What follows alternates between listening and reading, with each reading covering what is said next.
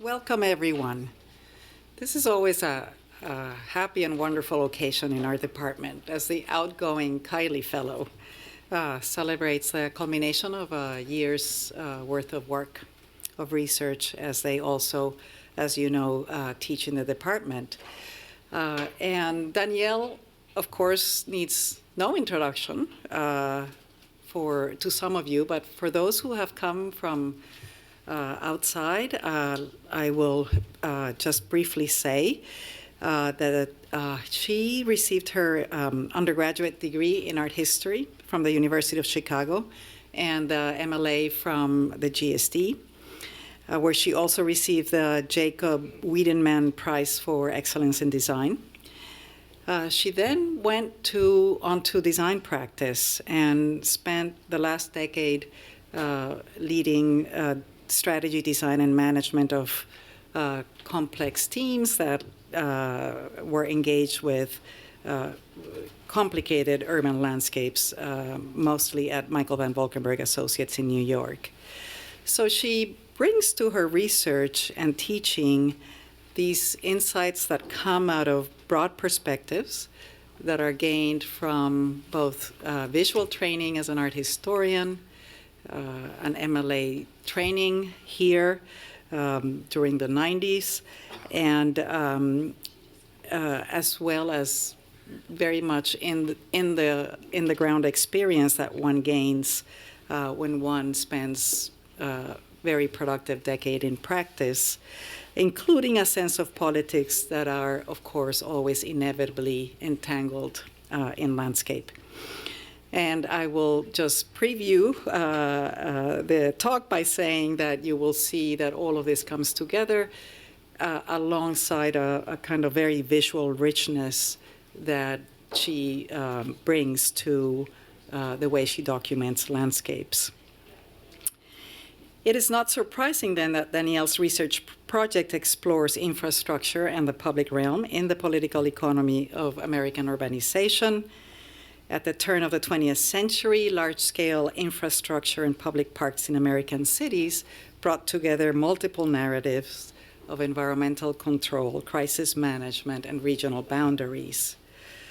Her talk today is titled Three Natures, Technological Landscapes of the Illinois River Valley, which explores three accounts of the downstream effects of Chicago's sanitary infrastructure on the rural landscapes through which it crossed. Please join me in congratulating Danielle on the completion of this work.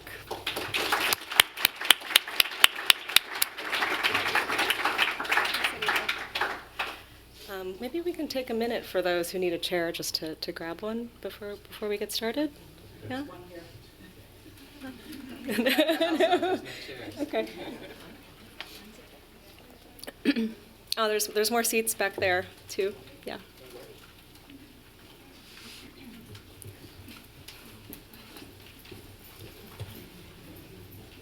All right. Thanks so much, Anita, and thank you all for coming on this cold Friday afternoon. Most of my lecture today will be about water, but I wanted to preface it with a few words about the air. The birds on the left were collected in or around Chicago at the turn of the 20th century. The birds on the right, of the same species, the horned lark, were collected on not yet industrialized areas of the West Coast, California or British Columbia, within the same time period. The dirty specimens from Chicago are incidental records of atmospheric black carbon, air pollution, at a time when coal was the predominant source of energy in the United States. Birds molt their feathers once per year, and this collection offers a brief but highly focused snapshot into the regional history of soot. Environmental histories of urbanization are often described around singular plans, people, or events that form the center of a narrative. But here, in this recent study by evolutionary biologist Shane Dubé and historian Carl Fuldner of the University of Chicago, the recent history of industrialization and air quality is produced through existing material evidence, juxtaposed and represented. My Kiley Fellowship Research Project also concerns the environment around Chicago at the turn of the 20th century.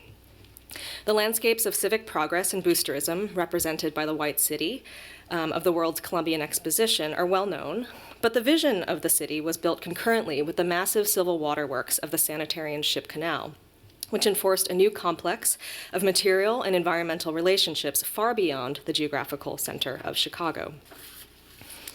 I've taken a comparative approach by closely reading 3 accounts, forensic, ecological, and scenographic, of the downstream effects of Chicago's wastewater infrastructure of the early 20th century in the 25-year period before water treatment facilities were implemented. By doing so, the project also describes not only changes to the biota of the Illinois River Valley, but also the procedures of collecting and documenting that information, and the production of a new technological landscape through these 3 overlapping, though at times divergent, narratives of a river. So the city of Chicago lies within the Great Lakes Basin. The source for the city's drinking water during the late 19th century was Lake Michigan. The lake was also the destination for the growing city's sewage, as the population increased 400-fold in the latter half of the 19th century through land annexation, migration, and immigration. So a population of 4,500 in 1850 increased to 1.6 million in 1900, just 50 years later. Yet it should be noted that the rural population of the Illinois River Valley in the same year was 3 million, so twice that of Chicago's urban population. As well documented in William Cronin's Nature's Metropolis, the dramatic growth of the city was tied to the new range of exploitation of its hinterlands. But the forces of development went 2 ways: cultivation and extraction of the countryside, and the city's railroads, logistics, and industries were mutually constructed. The local environmental effects of this growth can be seen in the landscape and conditions like Bubbly Creek, seen here, the gruesome nickname for the South Fork of the Chicago River at the Union Stockyards, where cows and pigs from the west were slaughtered and processed. The volume of sewage from the growing population and waste from the meatpacking trade and distilleries created a new industrial headwaters for the city's rivers. The British medical journal, The Lancet, went so far as to publish a special report on Chicago's water supply for European visitors to the 1893 World's Columbian Exposition. Lake Michigan, the new park and boulevard system, and the stockyards are the subject of the map and presented as evidence for a perfect storm, a seemingly inevitable sanitary crisis from pollution that was appalling and defying description. And much to the embarrassment of the fair's planners and civic leaders, who wished to present a modernized Chicago, not a dirty frontier town, the Lancet warned foreign visitors to drink only boiled water. Engineer Ellis Chesbrough, who designed Boston's drinking water distribution system, was brought to Chicago to devise new ways to find clean drinking water. And I won't elaborate much on those projects here, but they all operated under the assumption that dilution from the seemingly boundless Great Lakes could mitigate pollution. But rumors surrounding outbreaks of waterborne diseases reveal that such an approach was incompatible with the rate of the city's seemingly boundless growth. So, by the early 20th century, a system of civil waterworks reversed the flow of the Chicago River and allowed the city to straddle the Continental Divide, undoing its relationship to the underlying geology. The project was perhaps the most dramatic example among other engineered breaches of continental divides in the early 20th century, such as the Erie Canal or the Okeechobee Waterway, because the position within a watershed, or now 2 watersheds, not only had strategic consequences for transportation and trade, but also for what we would now call issues of environmental justice. The city of St. Louis lost an appeal to the Supreme Court to halt the flow of Chicago's waste within its watershed and ultimately lost its position as the economic center of the Midwest. So if we look at the contemporary footprint of Chicago city limits, we can see where it sits in a low depression, with Lake Michigan by proximity being the source for the city's drinking water, and by force of simple gravity also receiving its sewage. 30 feet of elevation change to the west along the subcontinental divide separates the Great Lakes from the Mississippi River watersheds. The built project of infrastructure that reversed the Chicago River was the construction of the 28-mile-long Sanitarian ship Canal, which allowed the waste of over 1 million people to be directed away from Lake Michigan westward, joining the Des Plaines and Illinois rivers. The then rural Illinois River Valley moves toward St. Louis, flowing into the Mississippi River Basin and eventually the Gulf of Mexico. The Sanitary District of Chicago, which managed the construction of the canal, was a new legal entity created by state referendum and was not directly under the jurisdiction of the city of Chicago. The district was able to gain downstate support for the project through promises that the sewage would be sufficiently diluted, damages would be compensated for, and the shipping route would open new markets for agricultural goods. Nationally, the connection to the Mississippi River would offer a shorter connection to the emerging project of the Panama Canal via Great Lakes to the Gulf Deep Waterway and help ease a trade deficit with South America. Pierre Bélanger's work describes the regional and global implications of new civil engineering techniques and machinery that would be later deployed in the construction of the Panama Canal itself, as well as surface mining and railway grading. These new mechanical methods would be supported by the manual labor of thousands of African Americans and new European immigrants to the city. The canal was lauded as a heroic marvel of technology and modern governance, very much in the spirit of the World's Fair just a few years before, and it attracted visitors from the city and beyond, who were witness not only to the construction of a discrete piece of infrastructure, but the topographic reinvention of an otherwise flat landscape. Some of the excavation spoils were used to raise roadway grades and to build parts of the lakefront park system of Burnham's plan of Chicago. But most of the spoils from the excavation were simply left in situ within the right-of-way of the canal, sometimes serving as a levee along the adjacent Des Plaines River, which for 20 miles actually runs higher than the canal itself. Unmanaged, the spoil banks were left in place and gradually absorbed into the landscape, where they largely remain today. Jens Jensen, the Danish-born landscape architect, attempts to civilize and at the same time naturalize this new topography. Jensen, based in Chicago in the early 20th century, worked both for the city and in private practice, and he's best known as the originator of the prairie landscape style, working exclusively with native plants in a naturalistic manner. And I'll talk more about Jensen later on. In 1920, Jensen led a report for a new Greater West Park system, which was designed at a schematic level but never actually built. And in this report, he scouts out sites for new parks further west of downtown. In image 13, he describes the waterway as first the drainage canal, and then only parenthetically as the Chicago River. He goes on to note the former Chicago River and the former riverbed, and at image 61 identifies the spoils of the drainage canal as merely a wall in the background, which could serve as the setting for a new watery park. Jensen's proposal for the Greater West Park system was the last document of planning or design that attempted to acknowledge the presence of the canal within the city. In the plan on the left, his network of urban farms and boulevards, shorn in brown, envisioned the potential for this constructed waterway to serve a terrestrial and civic purpose as a link between the downtown-oriented park and boulevard system and the peripheral forest preserves. But for the most part, the Sanitarian Ship Canal was understood by Chicagoans as a piece of critical infrastructure, but one that had no presence in the city and no definition as it falls off beyond the edge of the map. The planning and management of the Sanitarian Ship Canal occurred at many scales. The 28-mile canal was one part of a larger assembly of engineered locks, dams, and other hydrologic activities, such as dredging, that control the system along its 320-mile course from Lake Michigan to the Mississippi River.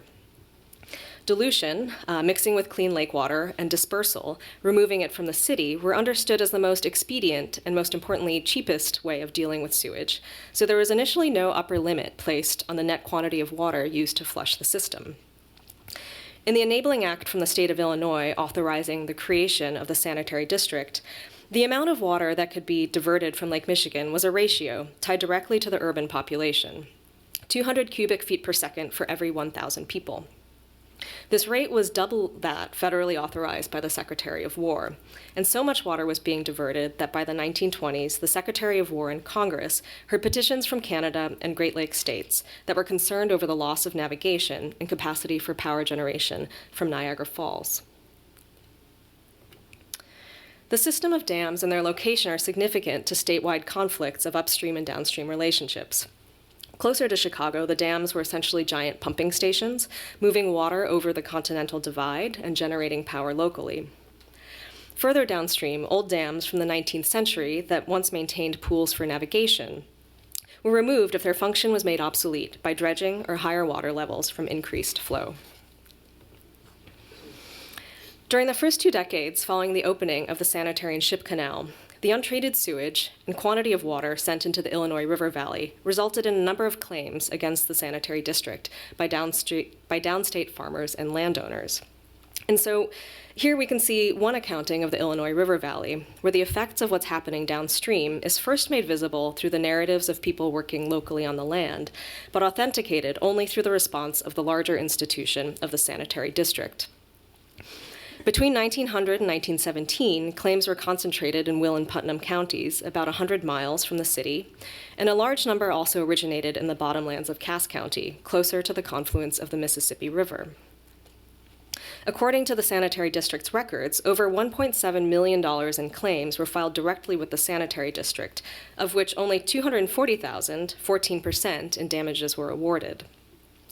Claims that made it to litigation in the courts totaled $856,000, but an even smaller percentage, 10%, was paid out to plaintiffs, and losers had to pay all of the court costs.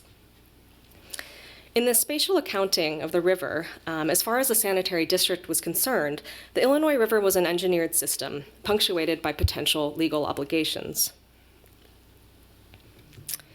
The sanitary district sent photographers to every landowner who filed suit.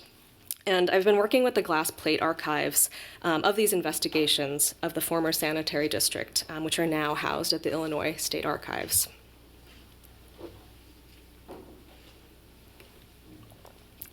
This material forms the visual evidence of this conflict between Chicago's engineers and downstate farmers. According to historian John Thompson, the sanitary district retained prominent downstate attorneys and a full-time staff of 50 surveyors and engineers to prepare detailed reports on land use, whose purpose was, as reported in a Peoria newspaper, to sandbag all landowners who start damage suits. Photography in this era was only moderately portable, and each image was captured on a negative on a plate of photosensitive glass, about 4 by 7 inches and about 1/8 of an inch thick, and brought back to Chicago, where it was developed and printed. These were not distributed as artistic artifacts, but bound in albums for district engineers and lawyers. And what I find really peculiar about this archive is the disconnect between the often very beautiful and pastoral depictions of rural downstate life and the accounts that the effects of Chicago's effluent and its waste had ruined many thousands of acres of land that was under agricultural production. The images of farmland captured by the sanitary district inspectors presented photographic information as a systematic and objective practice. Nearly every image is accompanied by a log of the property owner's name, river mile, which is the relative distance from the Mississippi River, and occasionally notes about other features of the land. And at least the surviving archive, which was used as evidence in claims and litigation, presents a landscape of abundance and sustained agricultural productivity.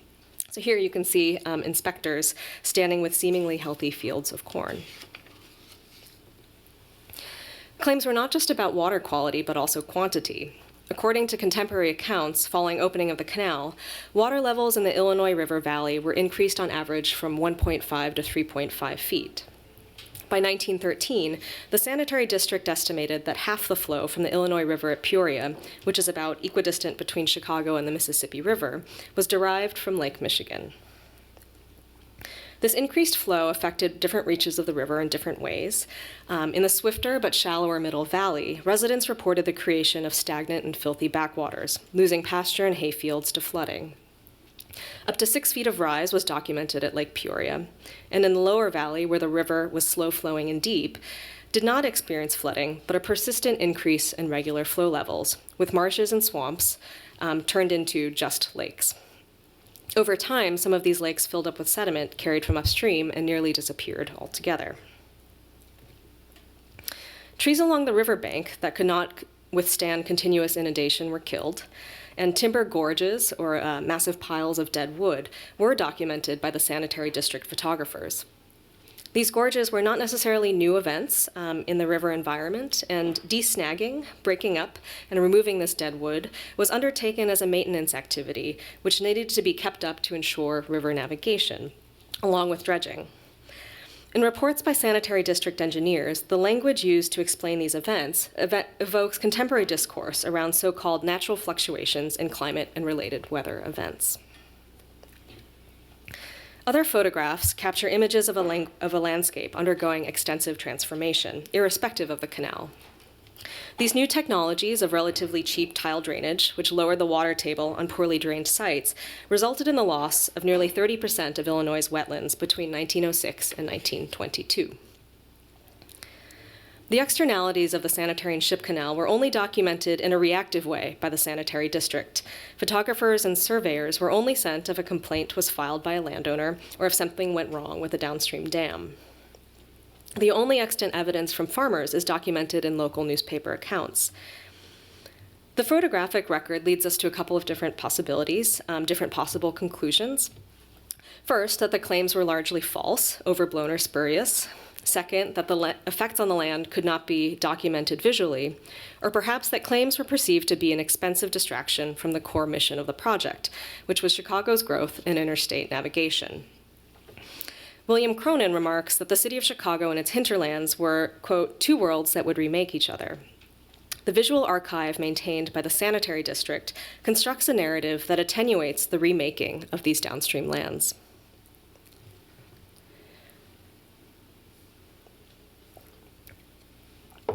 Whereas the forensic photographic record captured by the sanitary district is episodic, they went to specific sites by assignment and photographed them.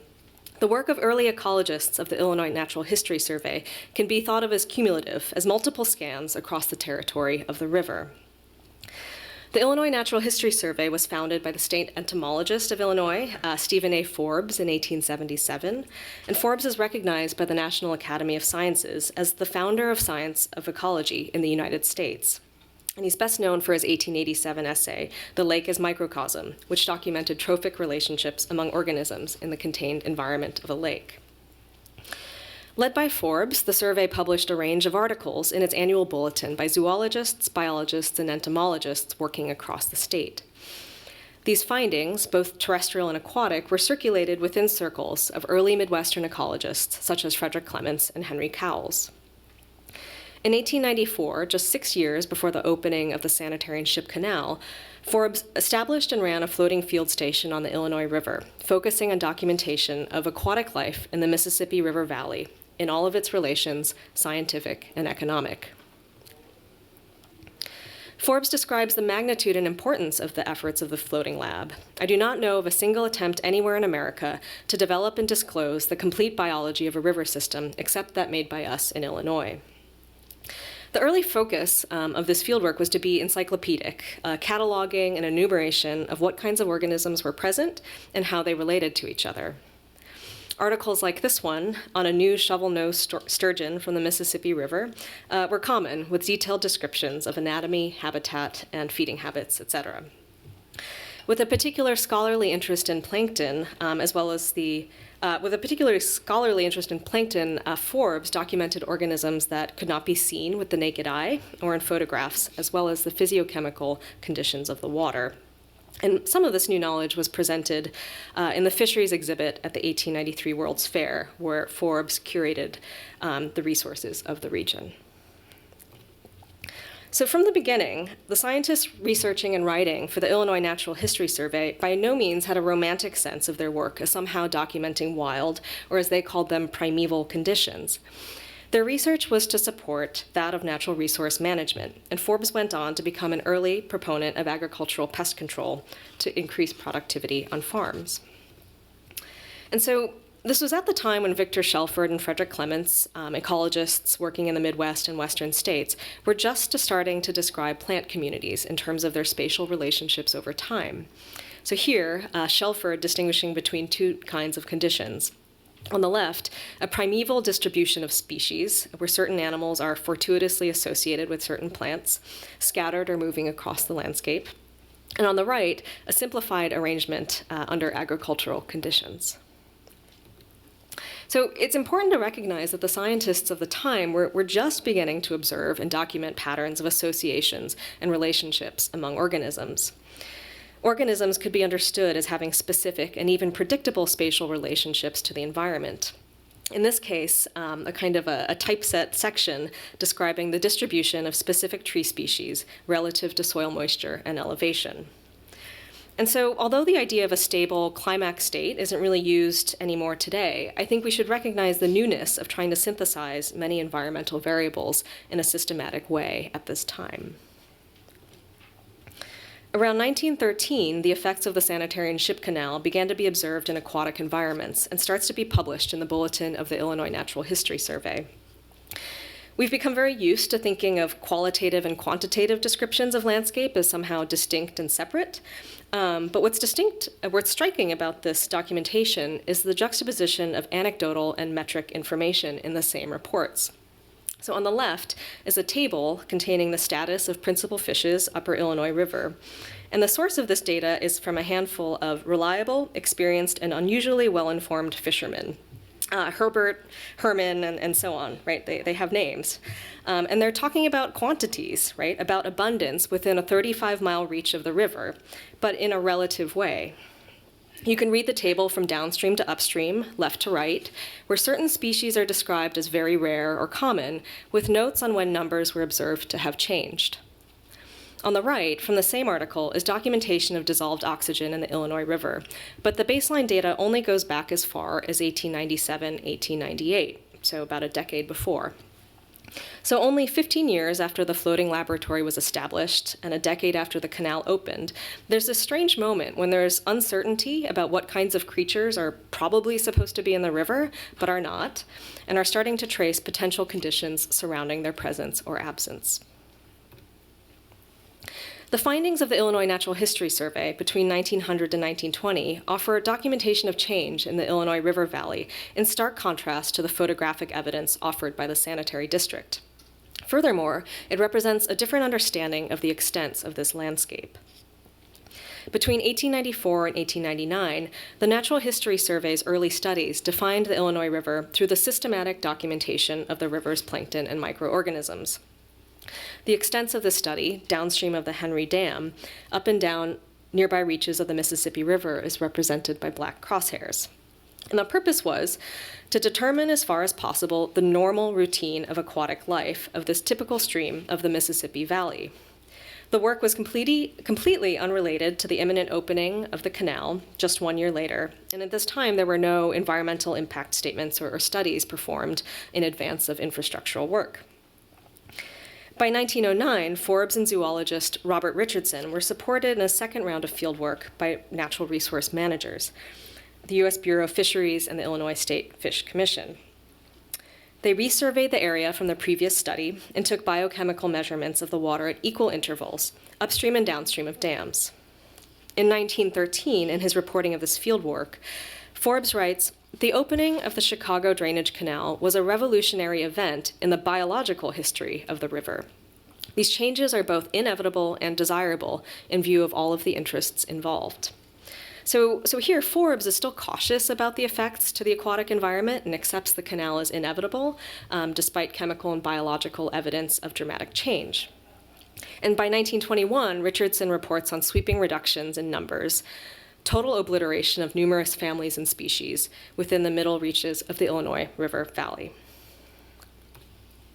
So just a decade earlier, the Natural History Survey was attempting to survey the life of the river and make generalizations about ecological relationships. And now they're confronted by the exceptional circumstance of the Sanitarian ship canal.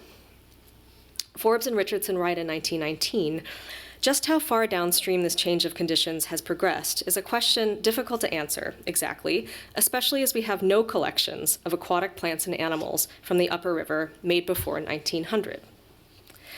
In a 1918 article on methodologies underscores the newness of the challenge as well as the focus on resource management. Note Roman numeral 6, do animals turn back from the polluting substance and thus escape destruction, or do they swim into it and die? Number 7, if the supply of useful animals is depleted, will the recovery be rapid or slow? And number 9, what is the real value of the waste when the amount of the damage which it causes is added to its commercial value? So just within a couple of years of establishing where on a slope one might find white oak or cottonwood, the ecologists of Illinois are trying to figure out what questions to ask when the environment itself is as dynamic and unpredictable as the creatures within. In the 19th century, the Illinois River was abundant with freshwater mussels and processed in small factories downstate. Before the industrialization of plastics, buttons made from Illinois mussel shells were sold all over the world. Richardson, the zoologist, starts to emerge as a wry voice among his colleagues. So within a 10-year period, witnessing the almost complete collapse of the mussel population in the river, his long lists of recently surveyed species have been inverted into long lists of exterminated species. And he notes an encounter with a Peoria mussel harvester who, we must thought, have a market for dead shells. In the same report, Richard does something unusual. He attempts to describe causation from the greater environment. He charts a timeline of growth and recession in the meatpacking industry in Chicago with the observable effects of, on invertebrates 150 miles downstream. So one of the most important scientific contributions of Forbes's team was that of biological indicators, that both the absence and presence of particular species can describe the prevailing condition of a body of water. As Richardson traces the expanded range of pollution-tolerant mollusks alongside the growth of Chicago slaughterhouses, there's a contemporary cast to a notion of environment that is directly tied to the economic activity of humankind. Oops. So if we think about Stephen Forbes's claim that the canal was somehow inevitable and desirable, it offers a new reading on the work of this group of early Midwestern American ecologists. Because their work was so tied to the management of natural resources, of crops, of fisheries, the changes to the river were not shocking for moral reasons, but rather they were grappling with an unknown kind of system imbalance in the landscape, in a landscape that they had only, just within the last 20 years, begun to understand. Restoration ecologists today continue to grapple with this crisis of baselines on highly disturbed sites or in response to climate change projections. In asking what kinds of organisms will survive on sites with uncertain environmental futures, the question of what used to or what should be here has been difficult to answer for some time. A second point on the Illinois Natural History Survey concerns how their research relates temporally to Chicago's infrastructure. The word ecology was already in use at the turn of the 20th century by scientists in the US and Europe to describe interactions among organisms. However, British botanist Arthur Tansley did not coin the term ecosystem until 1935 to describe relationships between the organic and the inorganic. And he does so not through fieldwork or lab experiments, but as an abstract clarification of terms. So this was Tansley's coining of the term ecosystem happened at least a decade after the initial findings of the Natural History Survey. And while putting a timestamp on the first publication of ecosystem or similar usage isn't the focus of my research, but I think it is significant that the work of Forbes and the field scientists of the Illinois Natural History Survey started out as a generalized study of the organic and inorganic parts of an environment, and that new knowledge was produced by attempting to make sense of the dramatic environmental effects of Chicago's urbanization. Just as a Sanitarian ship canal created a Chicago School of Engineering, we can start to speculate on a Chicago School of Ecology, one that did not just observe the nature of the Illinois River Valley, but took part in creating it. So while the Natural History Survey saw the Illinois River valleys undergoing massive biotic change, but something that conceivably be managed, and the Sanitary District conceptualized the river valley as off the map, the hinterland to receive diluted waste, landscape architect Jensen presented the rivers of Illinois as something to be conserved and set aside within a larger project of statewide urbanization. Jensen, as a landscape architect, was an interesting figure in the creation of a certain idea of Midwestern nature in Chicago's public realm, one that was an escape from the crowded city. Here, his Columbus Park, completed in 1920, contains something called a prairie river, edged with wetland plants and intended to evoke a rural swimming hole. Historian Jane Wolfe remarks on these parks, all of these illusions of nature were designed and engineered, sometimes at the expense of the less appealing ecology that already existed on a site. The social mission of these parks was also loaded. It was both sincere and paternalistic. The mixing of classes that took place within the rustic parks was supposed to educate immigrants about the mores and manners of American democracy. In 1905, Jensen authored the Metropolitan Park Report that recommended acquisition of nearly 25,000 acres of land around the city several years before Burnham's 1909 Plan of Chicago. This is now part of a present-day forest system of nearly 70,000 acres. Jensen notes that these forests should remain a bit primitive Illinois and distinguishes their character from that of the more central large urban parks. This was partially a design and aesthetic decision, but also one that avoided a thorny political issue over double taxation for parkland. By 1922, Jensen assembles a group of prominent Midwestern citizens and ecologists, including Forbes of the Natural History Survey, to advocate for a statewide park system. And the proposed park system is almost entirely set around the state's rivers, featuring scenes of appealing geological formations, wooded ravines, and oxbow lakes. A 100-mile reach of the Illinois River from Peoria to the Sangamon is proposed as a state park. And yet, despite the prominence of the Illinois River at the heart of the system, there's not a single mention of the Sanitarian Canal or any of the changes to water quality or riparian environments so extensively documented by the ecologists of the Natural History Survey. And we might perhaps guess that including this information would run counter to the scenographic argument for the creation of parks and around areas that possess intrinsic natural value. Why would one propose a state park around an ailing river? Within a document that is largely preservationist and conservationist in its goals, there's a strong appeal against wetland drainage projects. The use of tile drainage mentioned earlier, used for draining bottomlands, was rapidly accelerating due to drainage districts, local administrative entities that could levy taxes and build small-scale infrastructure projects. The use of drainage tiles is seen by Jensen and his colleagues as a land use planning error, the transformation of wetlands into wastelands, tracts of questionable agricultural, economic, or aesthetic value. Tile-drained farmlands were still under heavy cultivation today, and they're not barren in the way that Jensen shows here on the left. They're actually productive, supplemented by all of the newer tools, methods, and resource inputs of contemporary farming.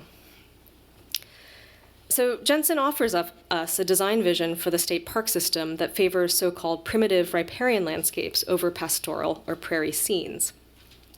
It is a different contextual vision in that it relies upon the countryside as being not so remote as it once was, and calls for the halt of the ongoing technological manipulation of rural areas in order to preserve scenic bottomlands. In his closing essay, Jensen writes, "Let us look into the future to the time when every inch of soil that can be cultivated is occupied by human habitation. Then the villages will have grown into towns, and the towns into cities, and the agricultural country has almost become a village. Just think what these ribbons of primitive America, these river highways, will mean to the future American."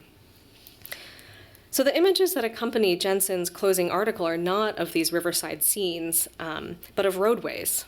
His conception of preservation is both primitive and populated. At the regional scale, this vision is predicated on transportation infrastructure and the ongoing development of the state. The preservation of our river courses seems to have less to do with the water itself and with the aligned interests of connecting people to the places that they might find most appealing. The Illinois River, today, from the city of Chicago to the Mississippi, is now managed by the Army Corps of Engineers as the Illinois Waterway. A continuous shipping channel of a minimum of 9 feet depth is maintained for 336 miles.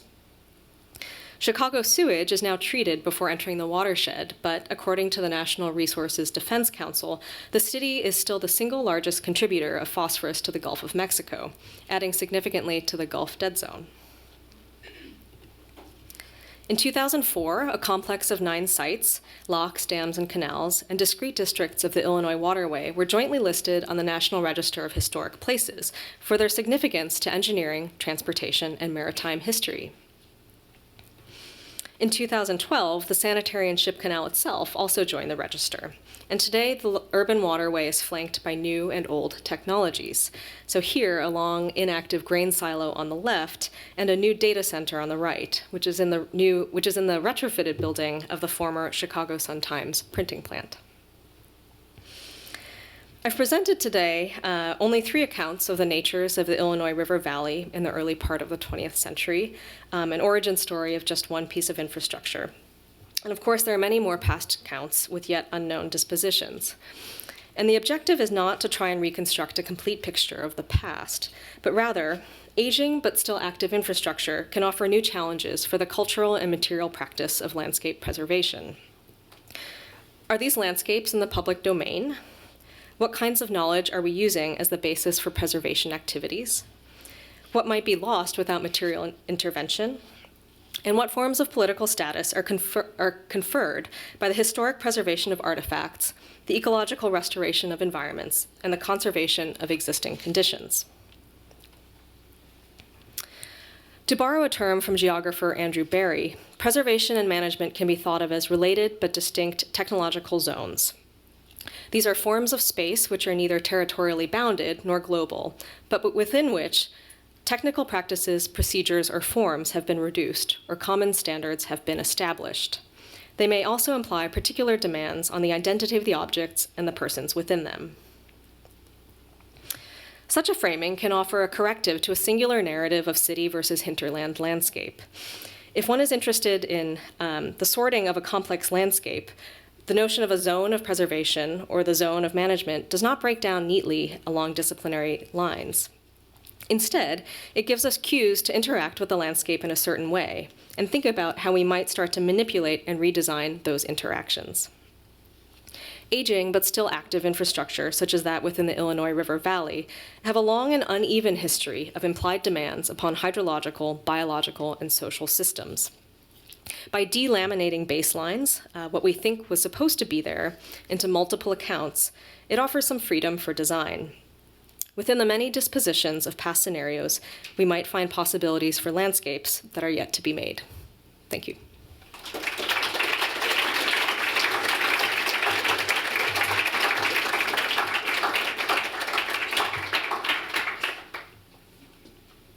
Thank you, Danielle. This was fantastic. Do we have questions? We have time for questions. Do we have a microphone somewhere?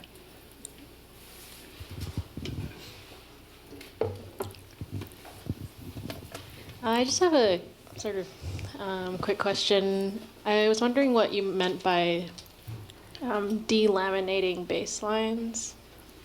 Yeah. I mean, so the word baseline, it is a term that's borrowed from restoration ecology. So it's just the question of if we're restoring a landscape, to what point in time or what trajectory do we restore it to?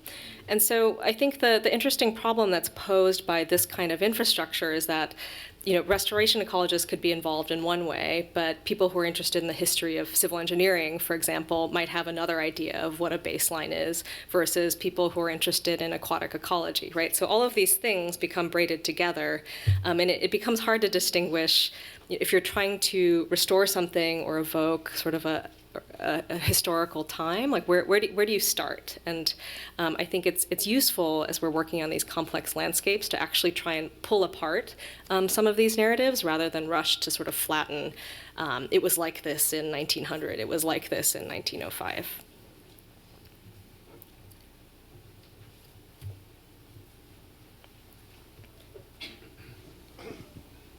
Part of this was built under the city as it was collected in sort of rather cave-like collection system.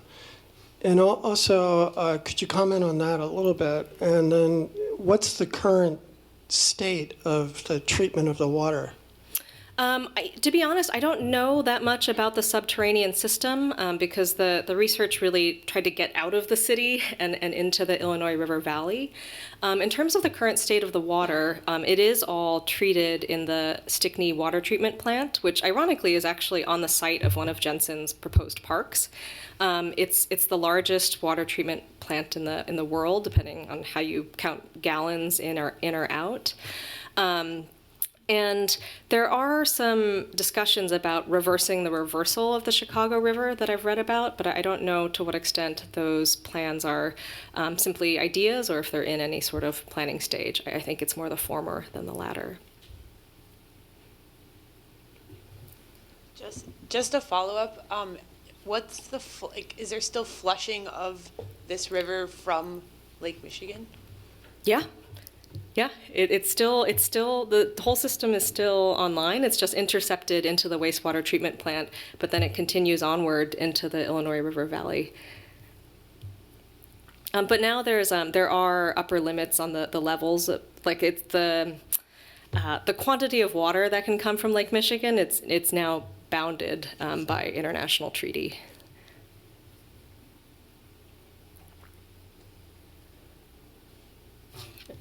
What's the source? You said Chicago is the main source of phosphorus, right, into the Gulf. I was wondering what's the source, or where is that coming from? Is it coming from the city or from the agricultural lands? I believe it's coming from the sewage from the city, and so I think there's other things that are accumulating through the agricultural lands, but I think it's so concentrated coming out of the city. And I don't know the status of efforts by which is now the Metropolitan Water Reclamation District, to treat that phosphorus before it enters into the valley. But I think it is the urban population, actually.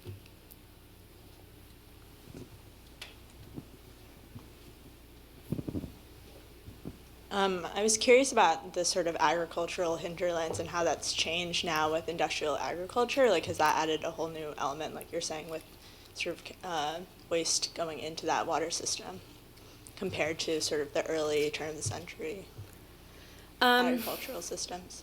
Yeah, I mean, I think all of that land, I mean, I think didn't become wasteland as Jensen predicted it would, and it's still very much drained by tile drainage. So basically, in large parts of the Illinois River Valley, it's not within an extensive floodplain necessarily. It's that the land is poorly drained and it's soggy and it's wet. So some of the tile drainage systems are still active. Actually, many of them are still active. So there's this tile drainage belt that runs from Iowa into Illinois and into Indiana. And so I actually don't think there's been any.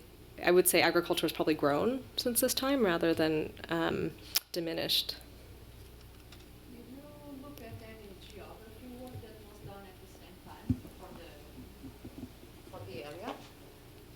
Geography work for... Because in Europe, at this same moment, the geographic survey of the regions and the cities was quite a theme. And I was wondering if they were, especially in France, if they were getting that same sort of influence over there. I do know that the engineers from the sanitary district, they were at least reading up on efforts on cities such as Berlin, which actually handled sewage in a different way. So they considered inspired by Berlin. The sanitary district engineers considered a scenario where they basically used Indiana as the sewage fields in the way that I think Berlin at one point had sort of terrestrial sewage fields. So I think there was some communication at the engineering level. They were like pretty sophisticated in terms of their worldly knowledge. I get the sense that it was actually the ecologists who were doing less communication across the Atlantic, or it's harder to find those threads. Thank you for the talk. I guess I was thinking about when you were reflecting on the historical data, both quantitative and qualitative, and what the cultural attitudes sort of were surrounding that historical data. Does that give you insights or thoughts about current scientific data ecology now, and what that sort of belies about our cultural attitudes? Yeah. I'm not sure if at the time it was necessarily a cultural attitude. I think there was simply, it was just the people who were there and had the most knowledge just happened to be the fishermen who were there all the time. I don't know if it was necessarily kind of a really enlightened approach towards like localized knowledge. I think it was just, these are the people who have been here a long time and they have, and they've witnessed change over time. I think today, I'm actually sort of more curious in the way that it could apply to design research in the sense that, as designers, when we're interested in things like water quality and organisms, I think having that extreme level of precision, it may not ultimately be that useful to us, but we can be sent on interesting trajectories just by talking to people or asking many people the same question, perhaps. I thought this was really fascinating. I'm interested in the baselines idea.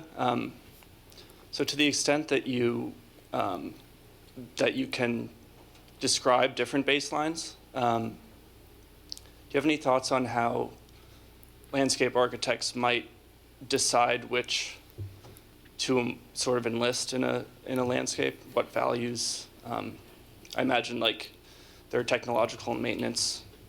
Native plants are easier to keep alive, that kind of thing. But how does one decide which baseline to choose? Yeah, that's a really hard question.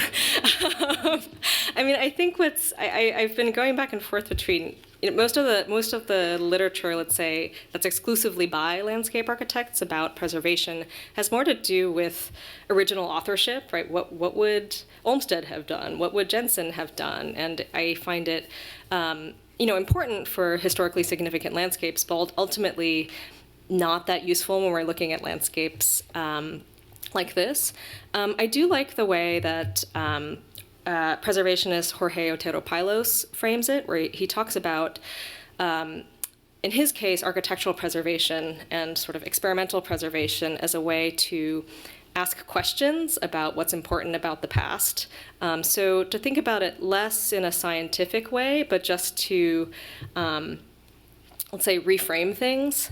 So I would say our job is less to pinpoint a specific moment, but to sort of take due diligence in the things that, as designers, we're good at, right? Which are kind of, in some cases, visual documentation, in some cases, sort of spatial documentation. So, the trajectory of baselines for authored landscapes, so let's say like the big urban parks, goes between kind of authorship towards something more like cultural value. And I would say the axis for these kinds of landscapes is maybe more towards less about original authorship and more about what it says at a larger scale. So, it's not like what plant was here 100 years ago, but can we think of a site as maybe not bounded by a property line, right? The interesting thing about the Chicago Sanitarian ship canal, if you think about it as an artifact for potential historic preservation,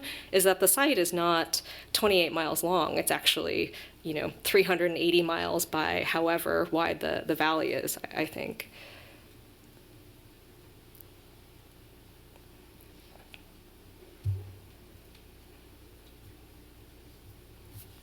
As you've studied this landscape over time, did you see any evidence of global warming coming in during that time?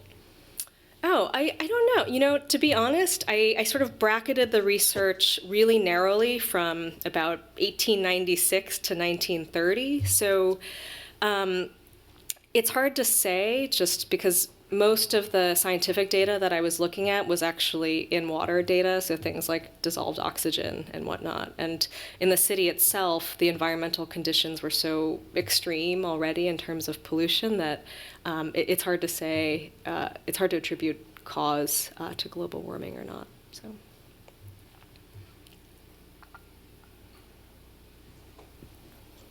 I'm curious when they preserve the locks or canals as kind of historic landmarks, how the river is engaged in that, and have there been any legal challenges to further polluting the river since you've done your research? Mm-hmm. For the first part of your question, I think the answer is no. The landscape's not considered. I think it's a pretty short answer, and so that's where I'm actually really interested in carrying the research forward. The preservation is very much around, here's an interesting technological apparatus that was built in 1903, and it was made out of limestone in such and such manner. So I think that's actually pretty interesting, in that if you were to approach it from the perspective of a landscape architect working around historic preservation, you would want to know what's upstream, what's downstream, what's next to it. And the second part of your question is, there have been, the National Resources Defense Council claim that I stated, so they sued the the sanitary district, which is now the Metropolitan Water Reclamation District, a couple of years ago, for basically discharging water at levels of pollution that did not meet federal standards. And as I understand right now, they're in sort of negotiations towards arranging some sort of mitigation plan. So I don't think it ever made it fully through the courts, but it's hopefully resulting in some kind of active mitigation.